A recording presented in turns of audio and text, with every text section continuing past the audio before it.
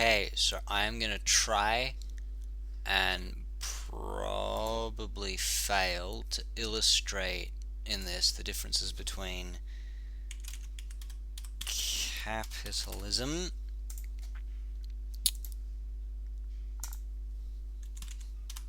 communism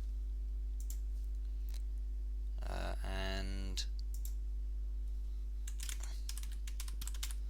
socialism. I've that as it pertains to the Cold War. So this is capitalism, right? So let's say there are two circles here, right? This okay.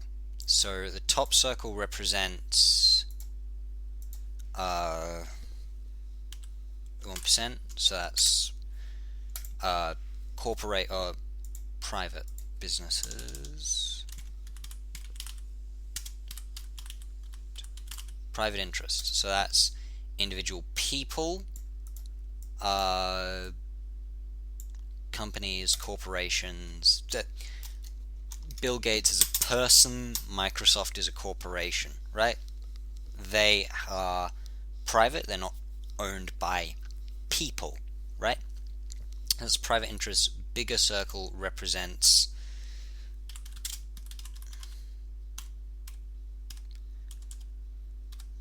so that's stuff which is, and then the lower circle is people slash public. Basically, it means like think public transport, public health care, that kind of thing. Stuff that is run for people without the need to actually make money, just the needs to provide its services, basically. Under capitalism,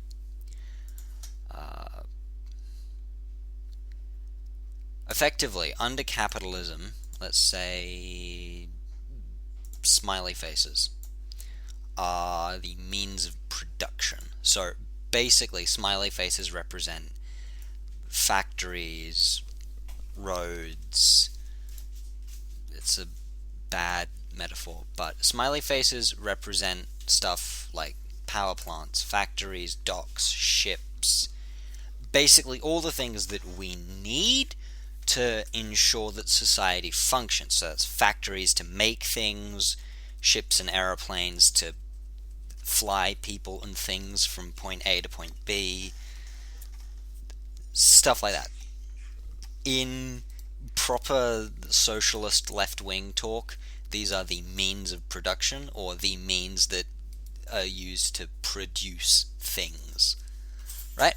Now, under capitalism, the vast majority of the means of production, two smiley faces in this case, are controlled by private interests. There's some overlap with stuff like free healthcare or public transport, but it's contained. It's rare and it's not really the main focus. The vast majority of businesses and factories, planes, trucks, cars, etc., is owned by private companies, e.g. Microsoft or Amazon, or owned by private individuals who have shares in those companies, i.g.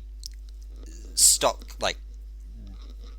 investors. Like, I'm not sure if you guys know who Warren Buffett is, but he basically makes money by paying money to other companies to technically own that company so he can... Anyway, stock people who deal with the stock market are also an example of private individuals who in part own the means of production. Now, these private interests make money through profit. Effectively, what happens is, let's just say profit is an arrow in this case, right? The people actually work in the factories, or they drive trucks or trains or ships or aeroplanes, all that kind of stuff. They make the products that are then sold.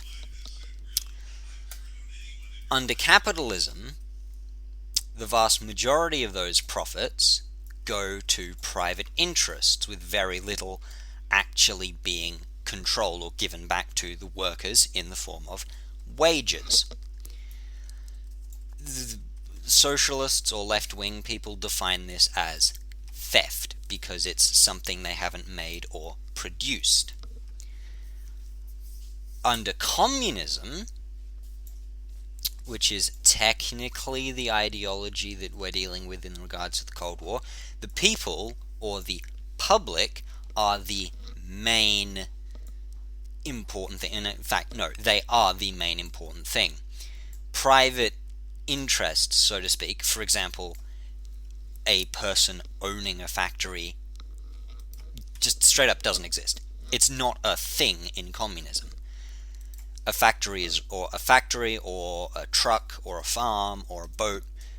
It's run by the people who work in it. So if it was a boat, it would be run by its crew. If it was a plane, that plane would probably work with other planes, but it would be run by the people who work on the plane. Train services are run by the people who work on trains. A factory or a shop or a cafe is owned by the people who actually work in it, not by some random person in America or something who just happens to technically own it because a piece of paper says they do. It's the people who actually do the work own it.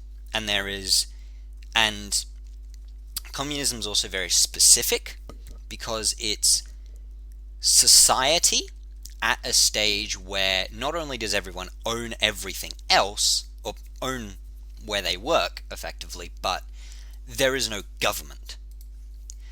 So, for example, the USSR was not a communist country. It was ruled by a communist party because that party aspired to implement communism. But because the USSR had money and was a country that existed, it wasn't communist. Communism is explicitly a system where the official dictionary definition is stateless, moneyless, classless. Effectively, it's a society where countries don't exist, right? Like, there wouldn't be a border between different countries because it's just land. Countries don't exist. There's no such thing as a social class. You'd obviously have, like, respect for your workers or respect for people who do more demanding or jobs that are more difficult or dangerous or require more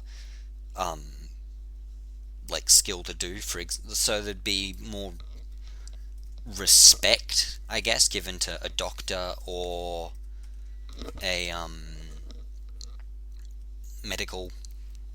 a doctor or an engineer than there would be to just some guy that works in the fields. But there would be nothing like the 1%. You wouldn't be, or you couldn't be rich or poor. Those wouldn't exist. You just got what you needed to survive and contributed to everyone else.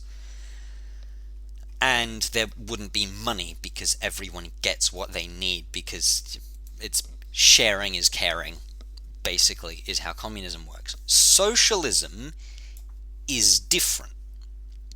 Under socialism, everything, or more or less everything, is owned by the people through democracy, or through direct democracy. They get the full, basically, value, or they get most or all of the arrow. However, when dealing with the Cold War, we are looking at a very, very specific type of socialism. Something that's sometimes referred to as state socialism. State socialism is basically when there is a, well, as you can guess, a state, or a government, basically, that exists and that takes there. That's not working. Why is that not working? Never mind, I'm just going to fix this quickly. Basically, the specific form of socialism practiced in the USSR was called, the technical, complicated definition is Marxist-Leninism, which I'm not going to unpack here. Basically, in Marxist-Leninism, the government, on behalf of the people, sort of had a hand in running the economy, in running businesses, and took the profits to put into public industries. Famously, something like public housing, infrastructure, and healthcare, which it then coordinated. And the people then ran the government, or owned their workplace, which is a requirement for socialism, by electing the officials who oversaw the actual administration of their government, more or less. So they elected a member of parliament who then represented their interests, which, because the state controlled everything, not everything, but because the state controlled all the factories, railroads, etc., that then gave them, theoretically, control over the, to use the funny academic term, means of production. Control over the way they made things through the means of the state. There are problems with this, which a lot of leftists have brought up, but the USSR called itself socialist because of this system. The USSR was not communist. They were led by the Communist Party of the Soviet Union, which was a party that aspired, as I said before, it aspired to create communism, but it was not in and of itself communist, because in order to be communist, the USSR wouldn't have existed, because you can't have a government under communism, basically. So that is a very convoluted explanation of what capitalism, communism, and socialism are.